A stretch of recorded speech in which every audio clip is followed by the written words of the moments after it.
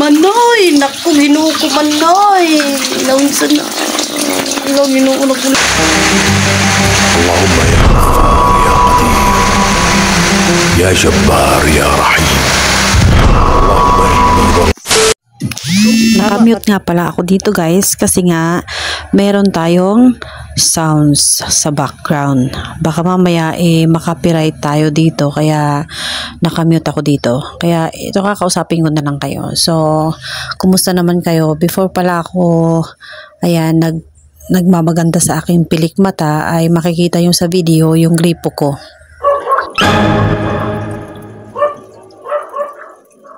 Ay, grabe. Ang grabe. Perti na dyan kusugan, oy, oh. Oh, no! Wala nagdagulan akong lababo. Oh, napadiri, oh. Di ko kalakaw tarong kay pila lang kami ka minuto. Wala pa'y oras. Puno na, oh. Oh. Perti na ba yung banawan? Unsa naman ni, oy. Nag-ulan, noy. Oh, perti naghanang tulog ko. Pati diri, oh.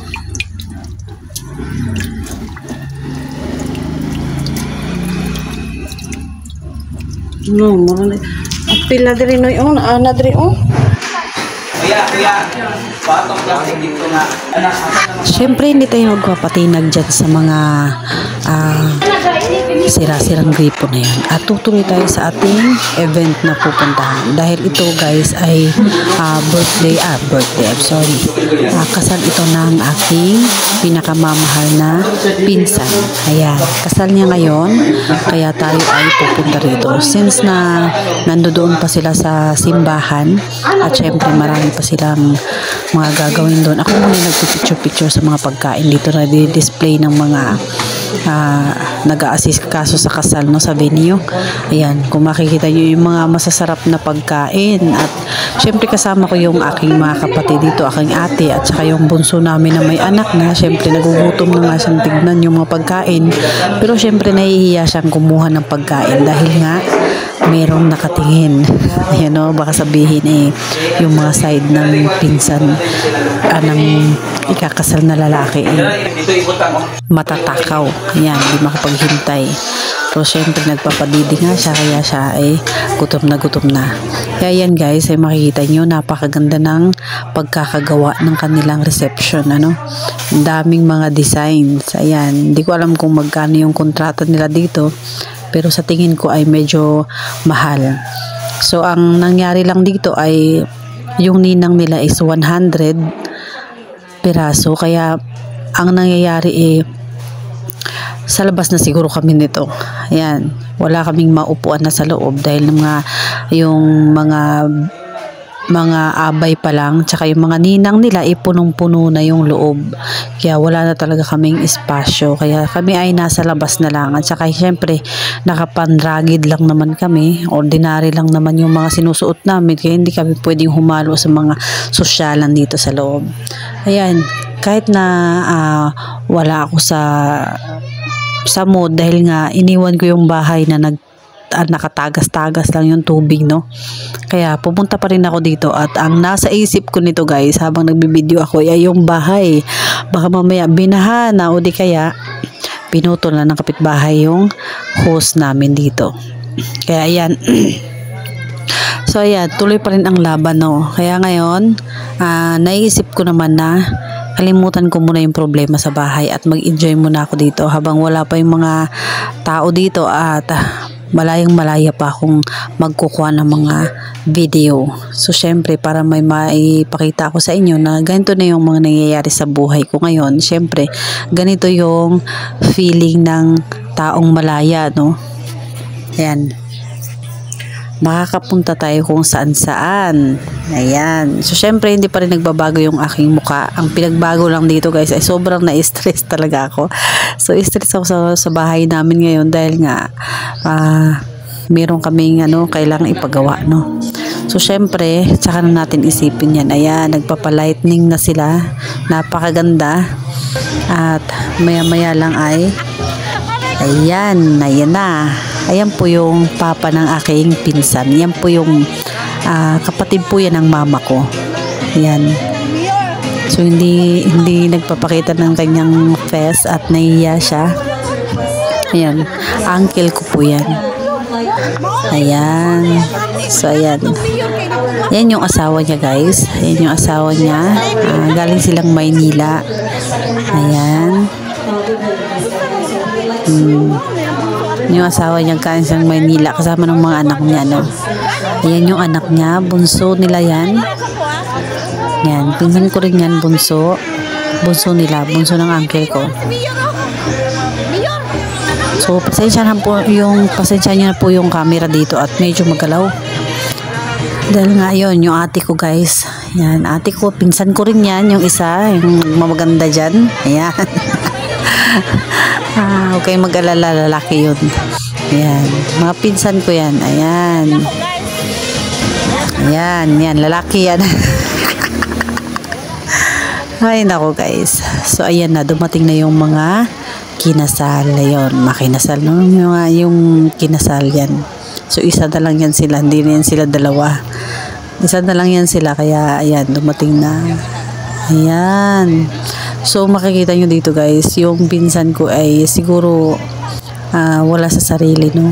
O baka mamaya kung ano yung mga nararamdaman niya, intindihin na lang natin. Ayan, pinabayaan nyo yung kanyang bride na lumakan mag-isa at hindi inaalalayan. Ayan, nahuli siya. Ayan. At syempre, lumabas din siya kaagad para puntahan kami sa side. Kaya nandun lang kami sa tabi-tabi. Yan, magpipinsan kaming lahat. Yan, pinsan buo kaming lahat, no? Yung mga magulang namin ay magkakapatid. Yan, nagpapapicture, picture. Yan, kasama nung aking mga pinsan. Syempre ako ang videographer dito. Kaya hindi na ako nasali. Kaya ipal-ipal na lang ako. So, nasa pool kami. Ayan, yun yung venue sa labas, no? Na may swimming pool siya. So, syempre, ayan. Wala yung kanyang asawa, no? Kasi nga, iniwan-iwan niya lang. Hindi ko alam kung nasaan. Pumasok na doon sa, siguro nagbihis. At ito ng pinsan ko na to ay nagmadaling puntahan kami. Para makapag-picture-picture. At syempre, ayan. Para ma-hi-hi niya rin kami, mapansin niya na yan. Anak niya, Zero, guys. Ayan, mga pamangkin ko lang din yung makasama ko dyan. At syempre, andyan yung kapatid ko. Ayan, nagmamaganda ako sa aking pilikmata, no? Dahil parang feeling ko nga malalaglag na yata. Baka mamaya malaglag Ayan, hindi na nga siya maayos. Hindi ako sanay na mag-ganto. Kaya feel ko lang maglagay dahil nag-order nga ako sa Shopee niyan. Sayang naman kung hindi ko mailagay sa aking mata. Kaya nag-try din ako. Hindi ko talaga komportable. So, ayun yung bride, guys. Makikita nyo ay nag-iisa pa rin. Hindi ko alam kung nasa yung pinsan ko. Ayan. Makakador ng mag-isa at siya siya lang na yata ito. Parang makikita nyo sa dito parang naghahanap sa kanyang pantin to, guys. Naglalaboy. Ayan yung papa ng groom. Ayan yung uncle ko. Ayan, kitang-kita nyo na yung pagmumukha niya. Ayan, naglakad na naman at nauna na naman si groom.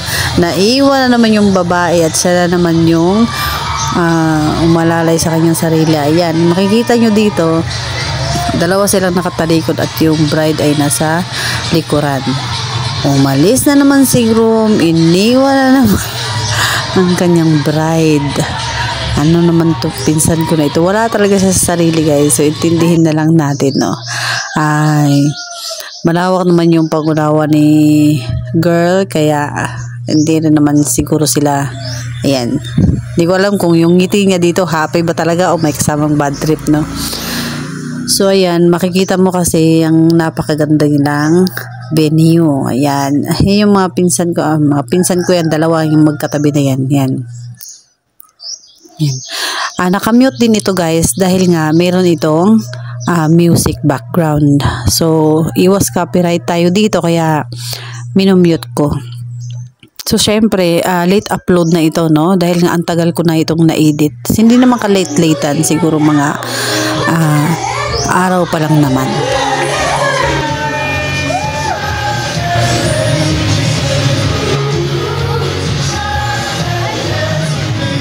Ladies and gentlemen, there you have it, our newlywed bliss.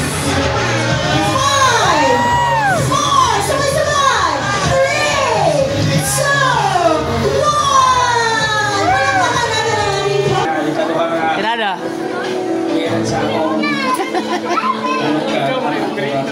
Magani.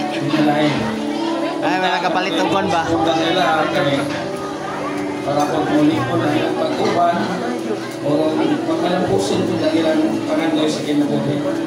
Ako lang may sulti nga punta pag ginaalis na kanunay yung ampingan sa akong bata na asawa kaya babae ipakasama na siya sa utang mabarba o madaling pasag pinangampingan ko na niya. Yan ang banano sa kasa na Marto. First time nga gakuhan ba ito? Ibis nga barkada, asawa mo ng barkada para maayos ang yun ang panagkuban. O, maulay na akong sulti. Thank you very much. Tanggal na sa itong pinakagay. Tanggalon ba kaya ako nino? Samok ulit kayo eh.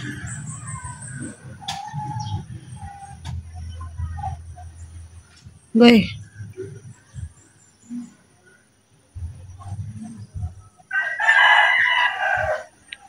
Tanggalon na lang ako eh. Samok ay guys. Gay. Gay. Saan to? Mara.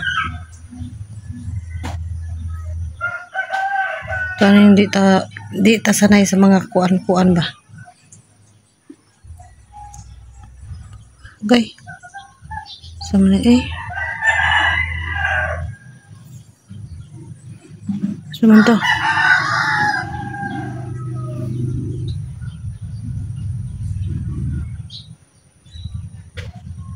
Hoy. Hey. Hey. Sama to na nadikit. Naiwan ang pandikit. Hindi na mamulat akong mata. Naiwan ang pandikit. Makoy sa amin. Wala ko'y sa amin nga gamay.